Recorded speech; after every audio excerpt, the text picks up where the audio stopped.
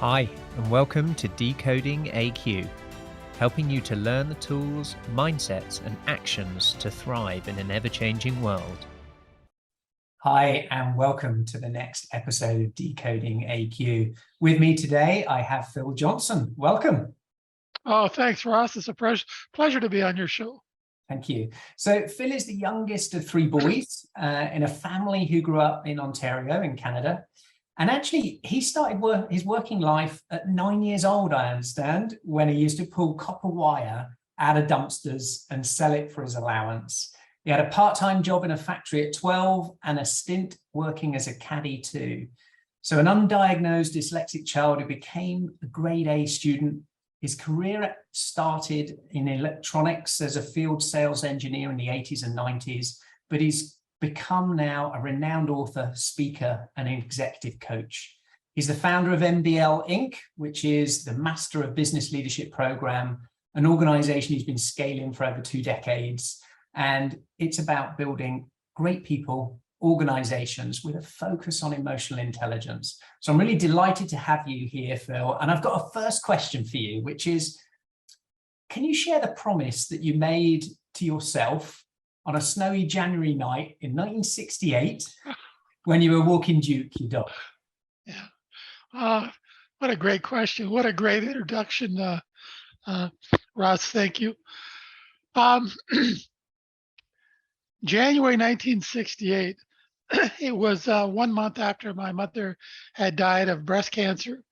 And I remember, just like it's today, I was standing behind the factory. There was a blizzard, snow blizzard. It was around midnight.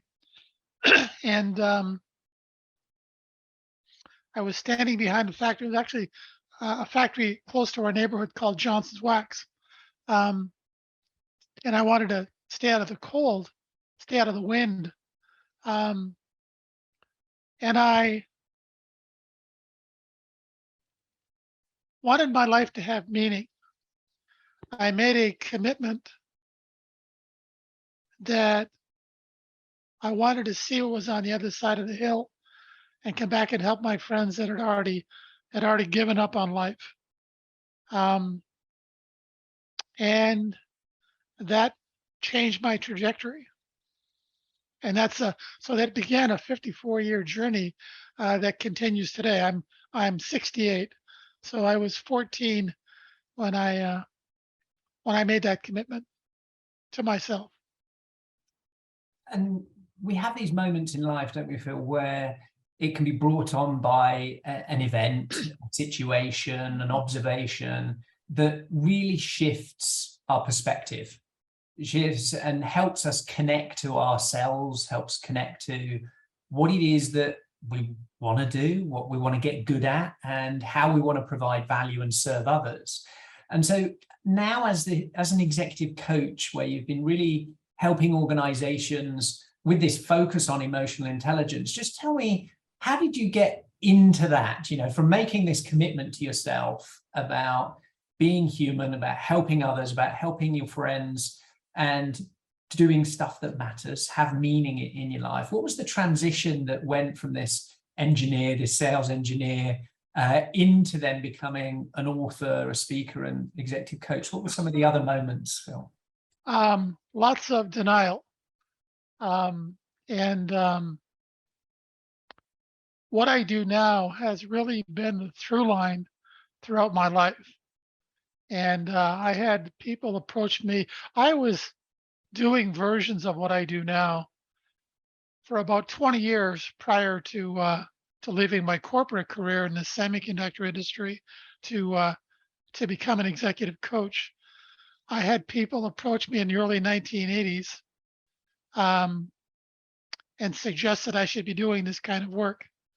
But it still took me about 2 decades before I finally committed to take the leap of faith required. And I'm so happy I did. And you described that leap of faith in terms of going from something known into something unknown. And often that's a a moment that we face that's always relative to the individual.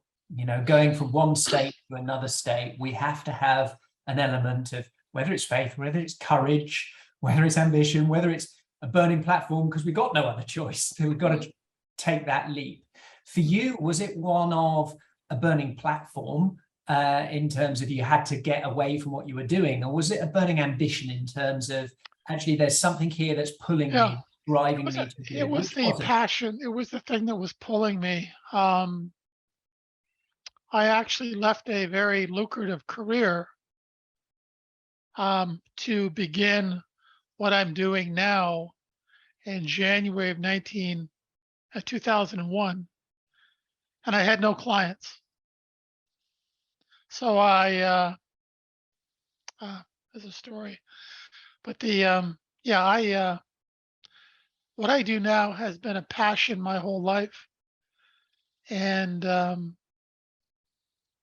it's just something that I couldn't deny any longer. Can you remember who your first client was, Phil, back in 2001? Yes, I can.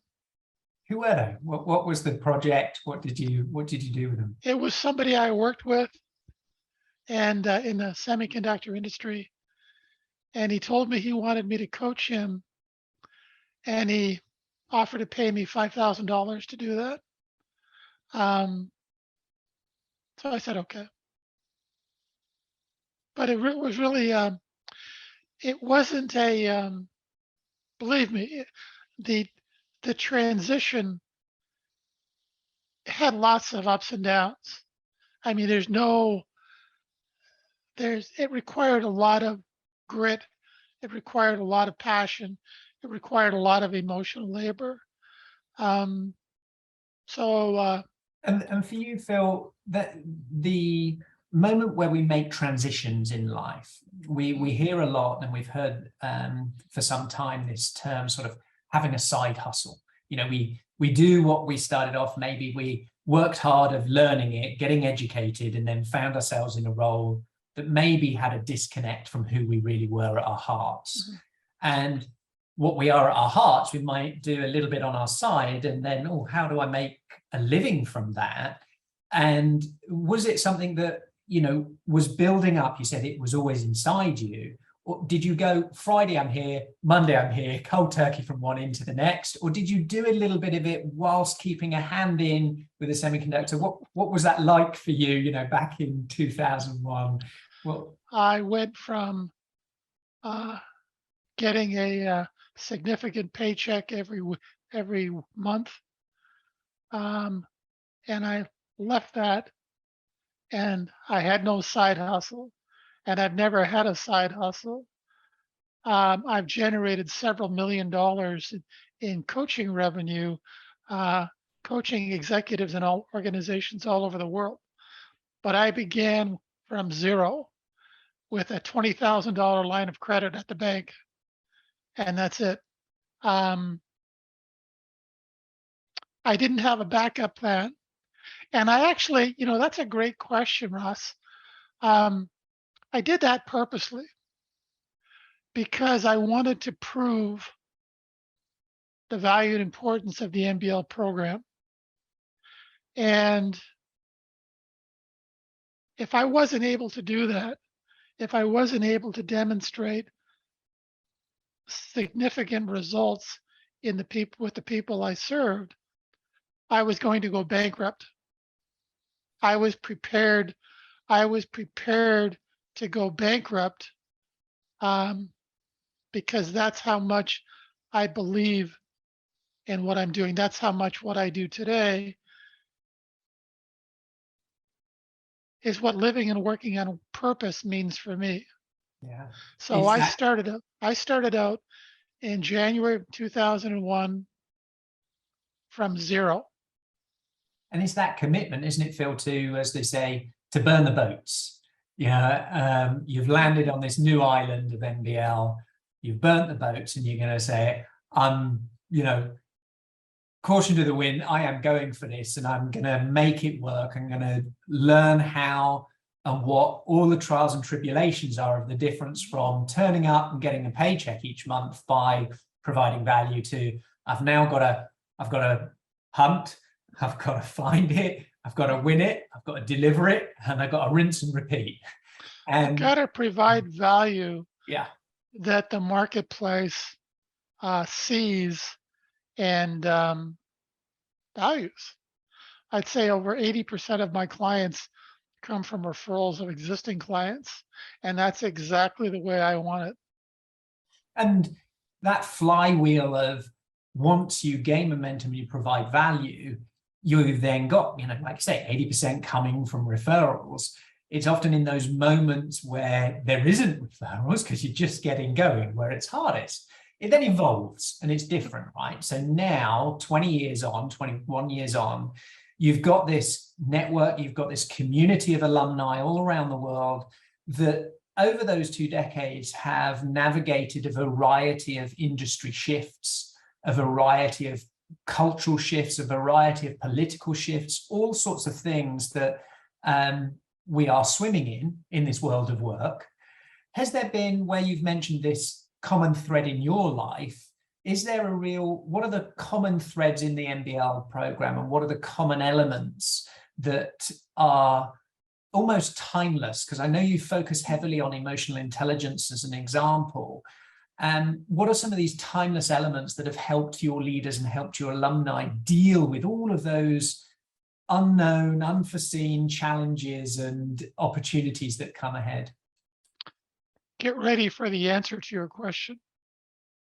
We're facing a tsunami of change as a species on the planet with a 500 million year old brain that doesn't like change.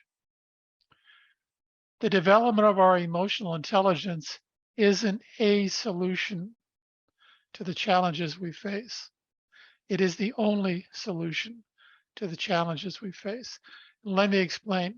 So I've been proving over the last 21 years that the development of emotional intelligence guarantees, and I want to underline guarantees, career, personal, and corporate success. And there's an underlying energy physics to all of this that makes that a guarantee. But it's harder than hell to develop. And I'll outline the 3 major sources of resistance we have to change. There's a part of 2 of them are biological and 1 sociological. There's a part of our old lizard brain called the amygdala that doesn't want us to ever leave the safety of our comfort zone. And if we do, it automatically secretes a hormone into our bloodstream called cortisol. And that causes the executive center of our brain, our prefrontal cortex, to shut off, and we go into what psychologists refer to as an amygdala hijack. We go into fight, flight, or freeze mode. Some people lash out, some people run away, some people freeze like a deer in the headlights. And when that happens in conflict situations, people die. And when it happens in business or personal situations, relationships die. We burn trust.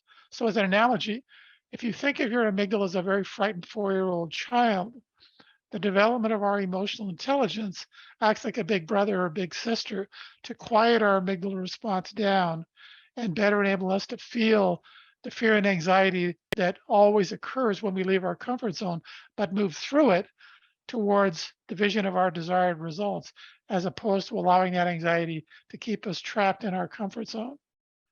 The second biological source of resistance we have to change is our existing habits.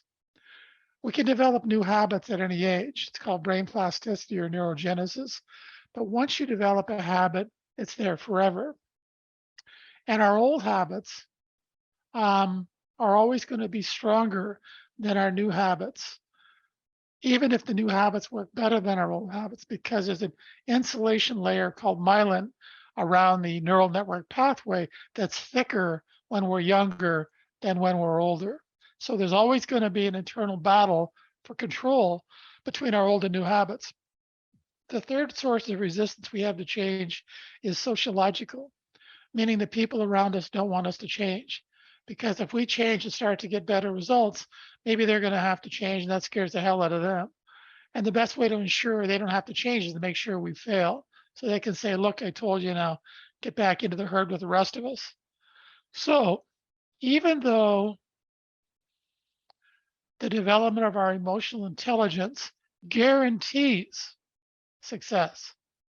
It increases in value exponentially. Hardly anybody is actually willing to do the emotional labor that the development of our emotional intelligence requires. So as a consequence, if you're not willing to change yourself, the only alternative you have is to try and use some type of position-based power to control and manipulate others to get them to change. That's why the current level of employee engagement, according to Gallup, worldwide is about 13%. Low levels of employee engagement are costing the US economy alone over $1 trillion a year. And there's almost a one-to-one correlation between the level of employee engagement and the level of customer engagement. So that if your employees don't feel engaged, if they don't feel safe to take risk, if they don't feel like they can leave their comfort zone, then neither do your customers. So some scientists estimate that in this century, we could experience the equivalent of roughly 20,000 years worth of change, or 200 centuries worth of change. So change is increasing at an exponential rate. And we've got a 500 million year old brain that will resist change in every possible way. And that's going to create increasing levels of drama, chaos, and conflict everywhere. So the development of emotional intelligence is essential. It's a critical part of our development that's missing. Our educational system has failed us. Our employment system has failed us. They've failed to prepare us for the world we live in today. What else do I want to say about that? Let me give you an example. Okay. Let me give you I'll shut up after this. I'll give you an example of a company that's currently doing over $1 trillion a year in sales. So $1,000 billion a year in sales, whose primary focus is on hiring people with above average levels of emotional intelligence. That company is Apple. That's why when you walk into an Apple store, that energy you feel is an example of a more emotionally intelligent environment. They're not trying to sell you anything. They're trying to understand your pain and, if possible, offer a solution to your pain. Whether you buy anything or not is secondary. They want you to have a great experience. And maybe you'll go tell your friends and they'll tell their friends. And if you think about it, the energy in that environment is a very different energy than the energy in the stores surrounding it. So because of the accelerating rate of global change, the development of our emotional intelligence represents the future of organizational change. More and more companies are developing, hiring, and promoting based on emotional intelligence. It is a fascinating time we're in, isn't it, Phil, right now? And I think, I just interviewed Chris Deaver, who, funnily enough, told lots of stories about Apple. He was at Apple for a number of years, as well as Disney and Dell, in evolving their cultural HR playbook. And I think the situation that we're now finding ourselves in is, you mentioned education, work, all of these things are failing us. They were fit for the linear world. We're now in an exponential world. The playbook needs to equally shift. Well, they were made for an intellectual world. And our education and employment system has focused on our ability to do intellectual labor, which is genetic. If you have a high IQ, your parents had a high IQ, their parents had a high IQ, and you inherited it. So not everybody can have 160 IQ, but everybody can develop their emotional intelligence. And UC Berkeley did a 40-year study comparing IQ with emotional intelligence, and they determined that emotional intelligence was 400% more valuable in achieving success than intellectual intelligence. Yeah, I think a lot of these realizations of where we've had a society where knowledge was power, where having the answer was what was valuable. We're shifting now into an imagination economy where knowing the right questions to ask is far more powerful. And I know, Daniel Goleman, one of the founding fathers of EQ, some of his interesting observations, and he's written about the fact that of all the emotional intelligence competencies, strength and adaptability predicts success most often. And I think where we get these complex things, emotional intelligence, complex beast with lots of subdimensions, lots of elements to it, lots of contextual pieces. And then even when you go inside one of them, you break them up and they become very complex. And it's this balance between science and academic and real world practical realities of what happens to us. When we're, like you say, when you're faced with a situation that doesn't look like it did yesterday and we get the amygdala hijack, or we're faced with a situation where technology is coming in and displacing how we self-identified, who we were, and that very fundamental shifting. So what I'm interested in is where you're working with these leaders and these teams and organizations. You've mentioned Apple as an example, who are focusing on emotional intelligence. What other sorts of things are really helping maybe the pioneering best organizations ensure their longevity? What are the things that they're really getting into, if it's a specific element of emotional intelligence or there are other components that really helps in that transformation of the reskilling that's required and the rewriting of the playbooks, Phil? There's only two sources of motivation that will cause us to be willing to leave our comfort zone and move through the anxiety that creates in us. That enables us to be adaptable, that enables us to embrace change. And those two sources of motivation are pain or passion. And hardly anybody's connected with their passion.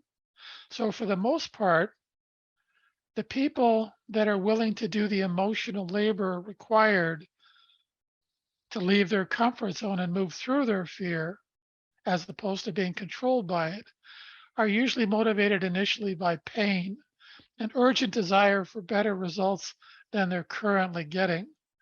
And without that, without an emotional connection to a desired result, to a vision of a desired result that's greater than the fear that's going to be generated when you leave your comfort zone, you will not be willing to do the emotional labor that adaptability requires. So it always begins, the fundamental question I ask people is, what do you want? Because when somebody tells you what they want, they're also telling you what they don't have. And the bigger the gap between where they are versus where they want to be, the more motivated they are to look for a solution, more pain they're in, the more motivated they are to look for a solution to close that gap. But without that motivation, change is impossible. Adaptability is impossible. So that's the fundamental starting point. And for many, those triggers, as you mentioned, we think we have a healthcare system, but we have a sick care system. We know we should be exercising, we know we should sleep better, we know we should eat better, but we wait until the effect of doing that stops us doing something we want, i.e. we get ill or something happens, we get a disease, we get these various things that could have been avoided, but that was hard work. We didn't want to do it. More than that, see, there's a lot of industries like the medical industry and others, the education industry, that cannot justify the ROI people are getting, doesn't justify the cost. And to a large extent, they're going to suffer versions of the same thing that the publishing and recording industry has gone through and is going through. So we've been more reactive than proactive. We're pretty good at reacting to life or death situations sometimes,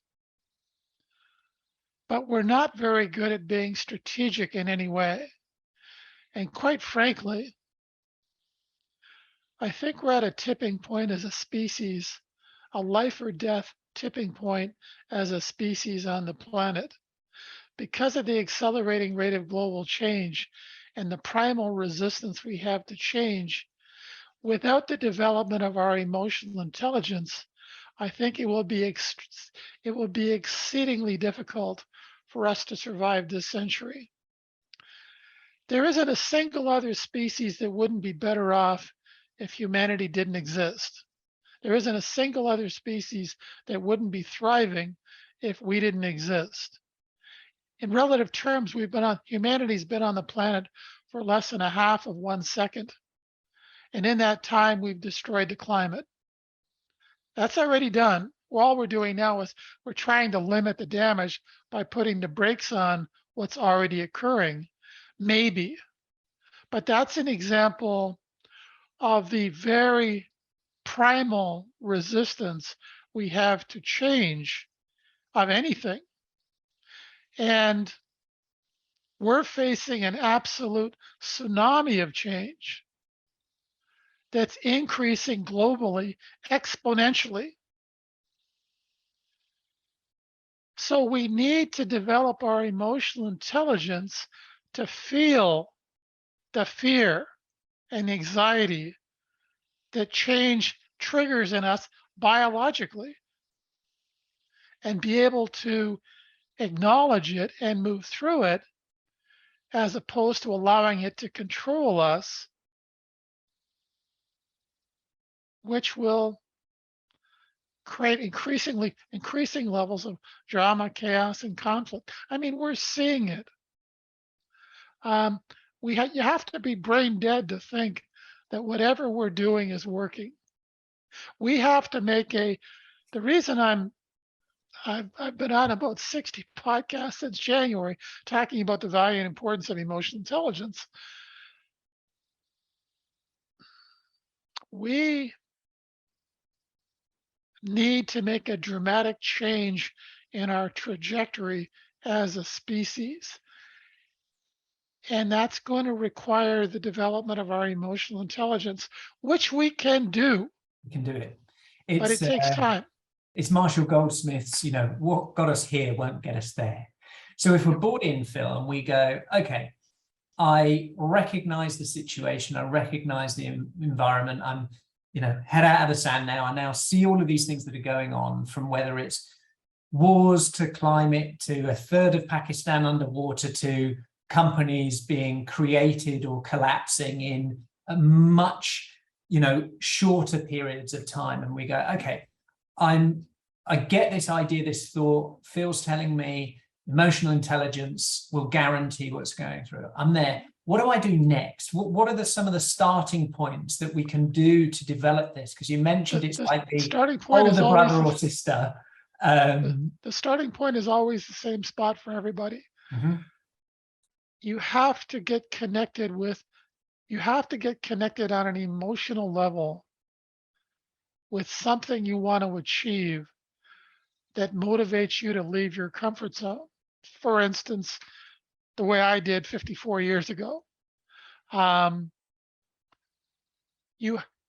that motivation becomes the fuel for the journey. It's like putting gas in your car.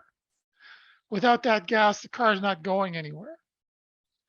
So the first thing you have to do is you have to develop an emotional connection to something you want that motivates you to begin to move outside of your comfort zone to go get it. And then you need help to deal with the fear and anxiety that will trigger in you. And actually, that's where the energy physics comes in. If you want, I can talk a little bit about that. Before we go into that one, so this concept of two parts, identifying and knowing what we want, and then making sure that we have an emotional connection to that to give us the motivation fuel. One of the challenges with identifying what we want can be the fact that our upbringing was told, it's bad to want something, right? I want. That's not something that we had. And so as a society, to want for something was perhaps for many not seen as the way you behave. And actually, to rewire that, my coach, Dan Sullivan, for many years has written what he wants. And, you know, Wanting What I Want was one of his first little tiny books. And for 25 years, at the beginning of every day, wrote down what he wanted, to rewire that process of that isn't a selfish act, that is a negative. It is a positive act. So first of all, we identify it, and with any luck, as we move through and the path reveals itself, we get better and better at identifying a want that is true to our inner core. And that's a, by the way, Dan lives in Toronto, not too far from, and it's a process where what you want initially likely will not be where you end up. But the purpose for that emotional connection is to provide the motivation to start the journey. And then as you move in that direction, once you achieve what it is you're trying to achieve, you do the same thing again. And the clarity and the passion, the energy around what you want continues to get stronger. So there becomes an almost magnetic attraction to discovering what living and working on purpose means for you. And actually, that's also your greatest source of wealth. That's the thing that people will pay you the most shiny beads for. But it's a stripping away journey that takes time. So what if there is something that one identifies that they want, and they have no agency, no skills, no strategy, no pathways to get there? They've got this vision of it, but they're almost at a hopeless or helpless state of how do I get there? They might observe it and think, it's too far away, that's not me, I can't do it. So I'll create a want that maybe is a borrowed want. It's a borrowed want because it's my perception of what my father or my parents might want for me, or I live in the shadow of other people's wants masquerading as my own, until at some point I get an epiphany to go, no, that is what I want. So what's your question? So my question here is, if we're facing a want, how do we really know that it is what we want, Phil? Is it only when we get there, or when is it?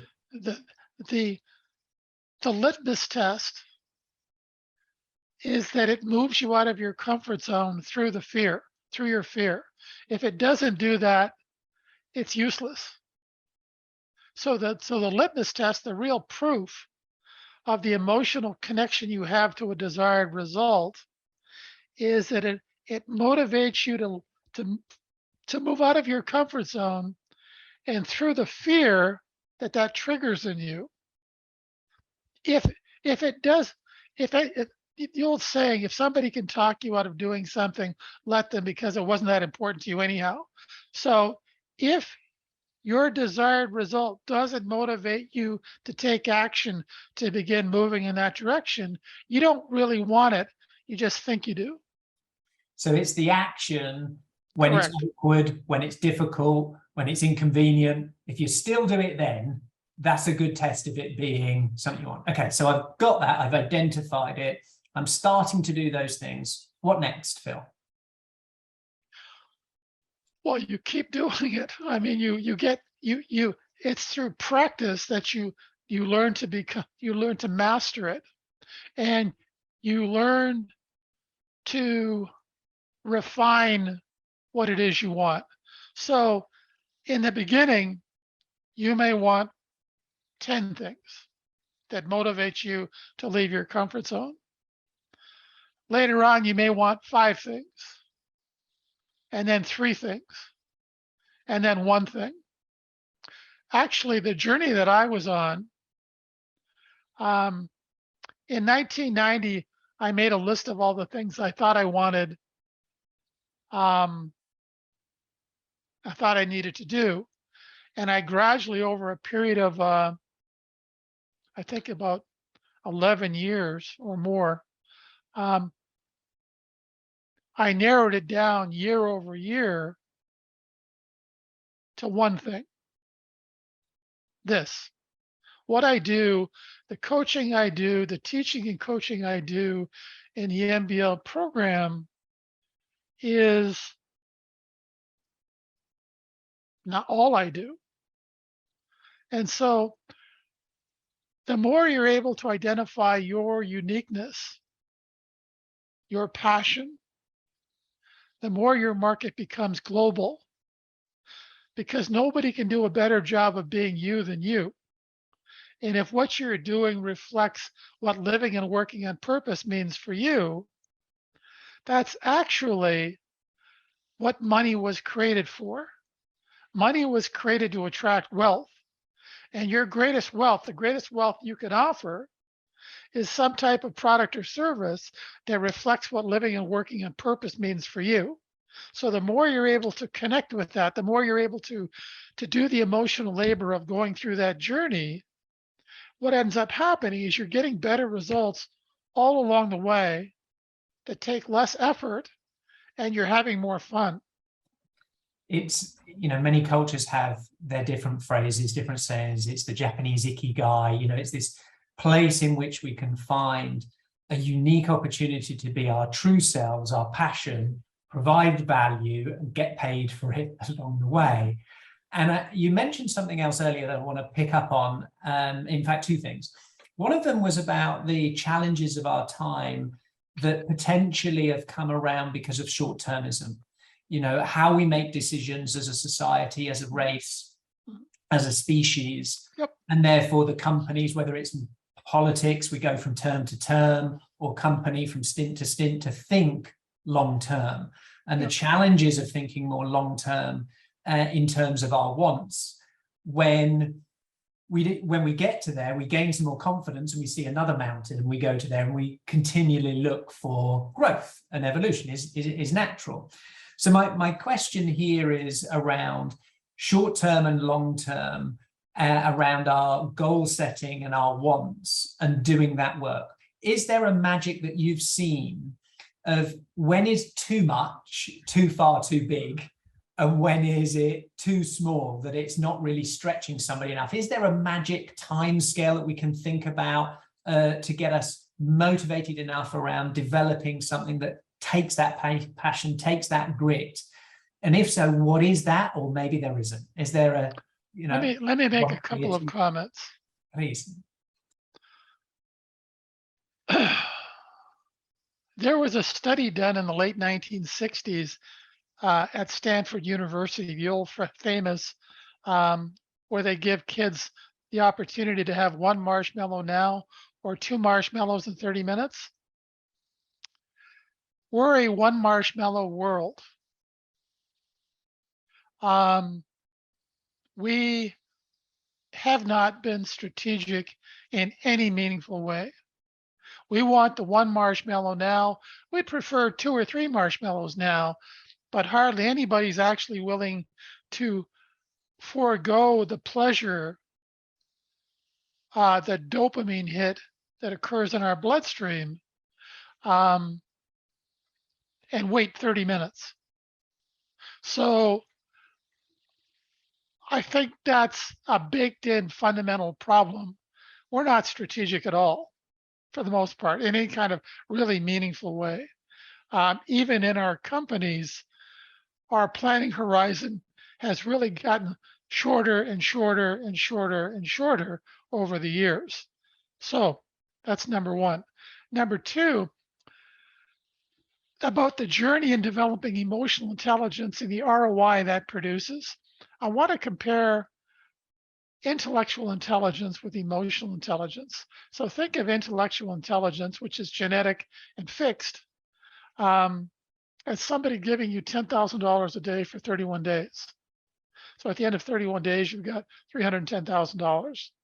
Now think of emotional intelligence as a penny that doubles in value every day. So at the end of 31 days, you've got $10.7 million. At the end of 40 days, you've got over 5 billion. At the end of 50 days, you've got over 5 trillion.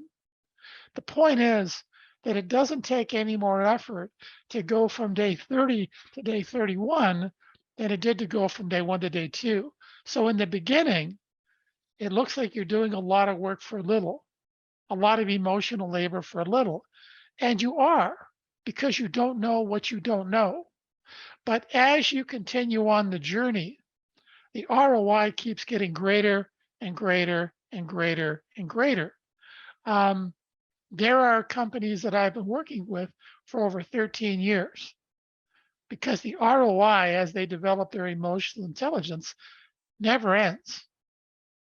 So there's a methodology for individuals developing emotional intelligence. And there's a separate methodology for developing emotional intelligence within an organization.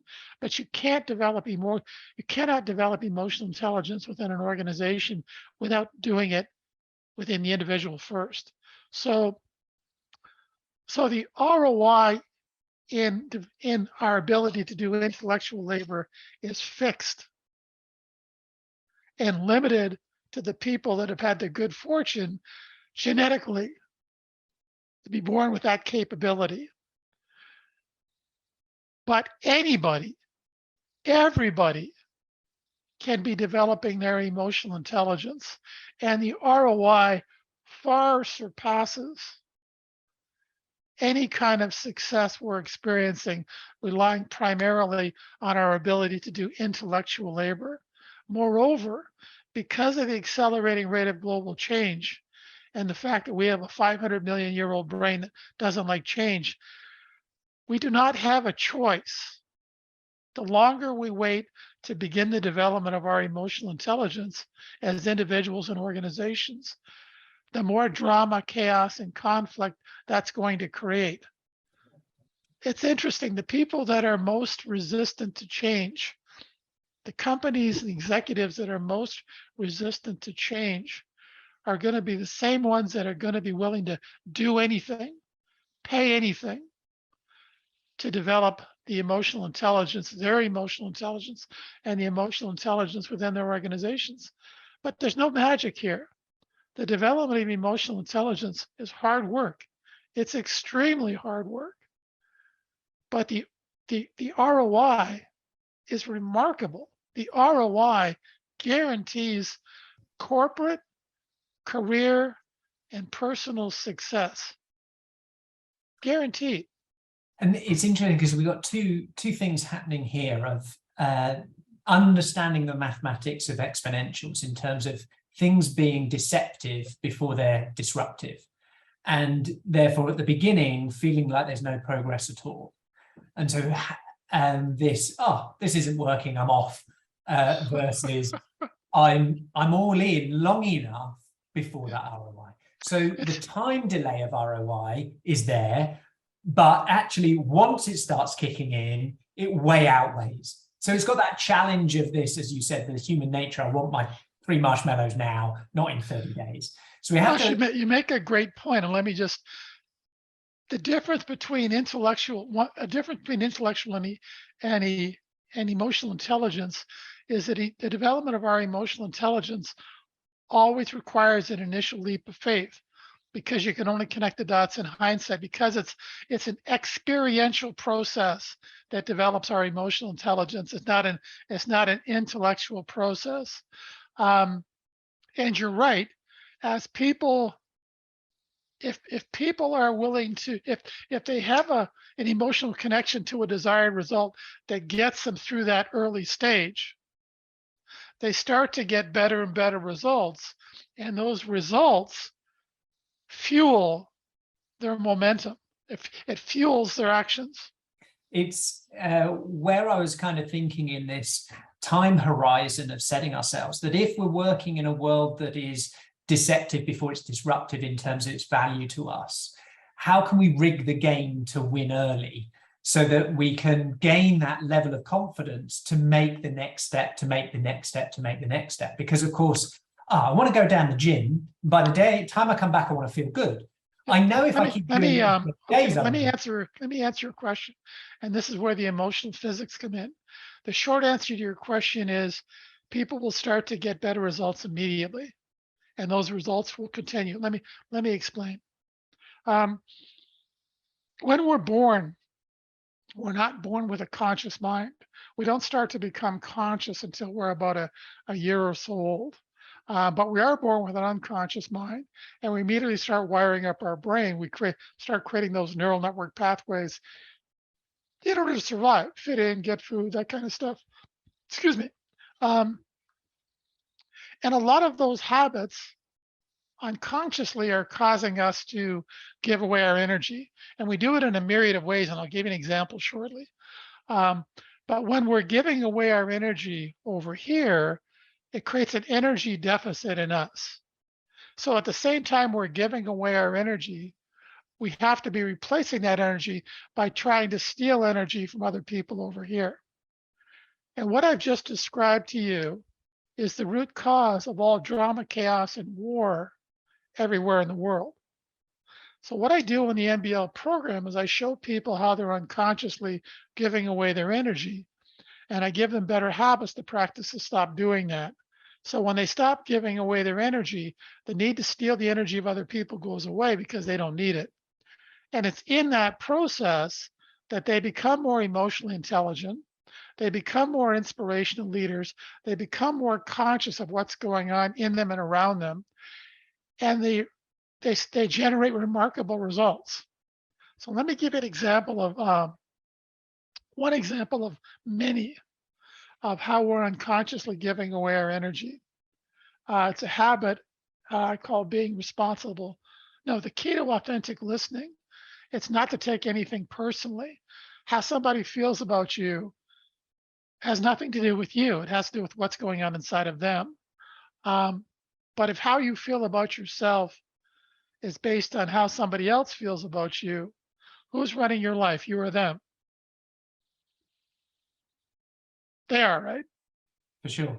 Yeah. So you're unconsciously giving away your energy to other people to determine how you should feel about yourself.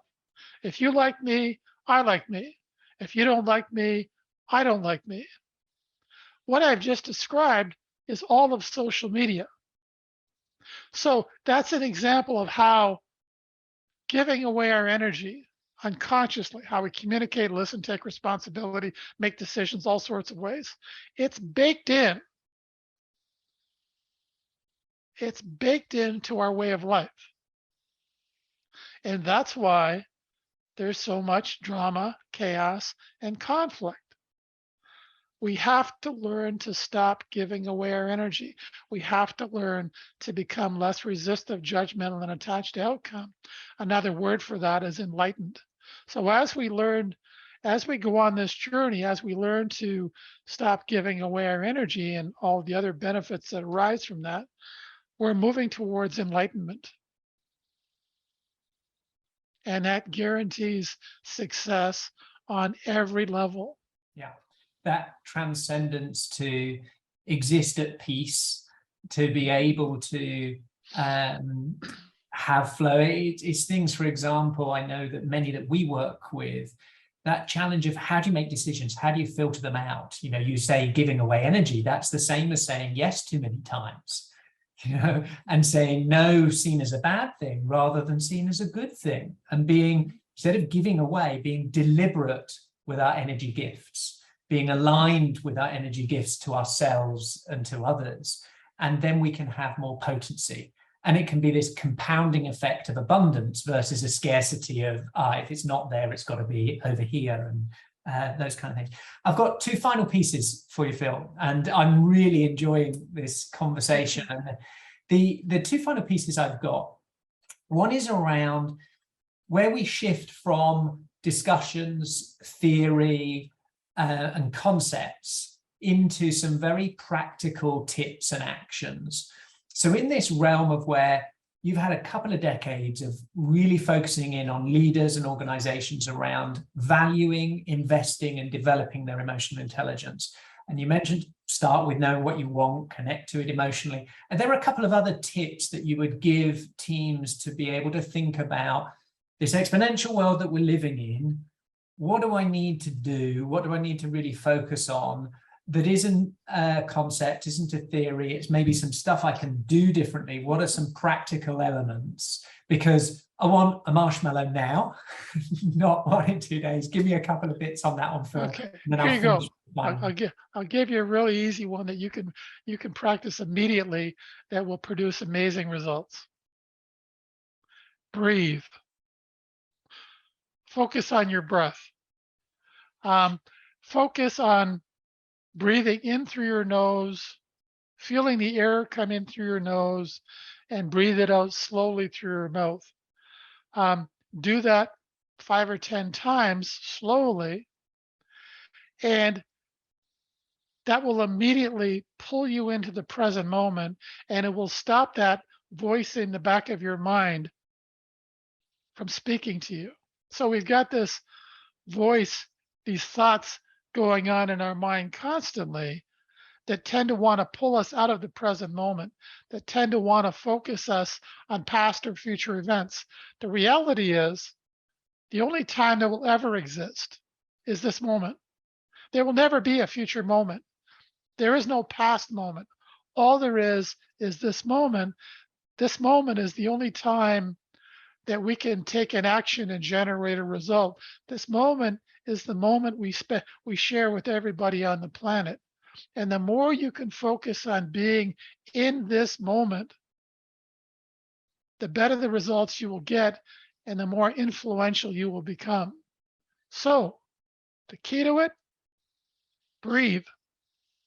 Breathe in through your nose and out through your mouth, and just focus on your breathing, and that will pull you into the present moment. See, our egos never want us to be in the present moment. Our ego wants us to be thinking about some potentially better future moment or some past moment, but it never wants us to be in the present moment because it's easier to make up stories to keep us stuck in our comfort zone when we're focused on past or future moments. Our ego is not our friend, and as we practice being more in the present moment, as we practice not giving away our energy, it actually separates us from our ego. It creates a space, it creates a distance from our ego. See, our ego always wants us to feel superior or inferior to others, but it never wants us to feel equal. So our ego has outgrown its usefulness, and it's never going to change.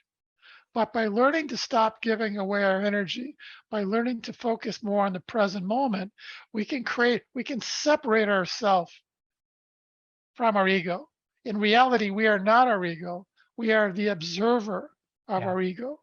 Yeah, we're the observer of our emotions. We're the observer of all of these things. I write about that in my book. My final question for you, Phil, is related to curiosity. And it's related to this shift of, as we endeavor through life, we have these various things and sayings. Oh, I've been there, done it, got the t-shirt, I've got the scars, I've got all of these things. And we amass experiences and we laser and focus. When we're young, we explore, we imagine, and everything is new. And I want us to connect back into this state of curiosity, this state of wonder, this state of imagination through firsts. What are we doing for the first time? Even if it's something we've done many times, can we come at it with new eyes?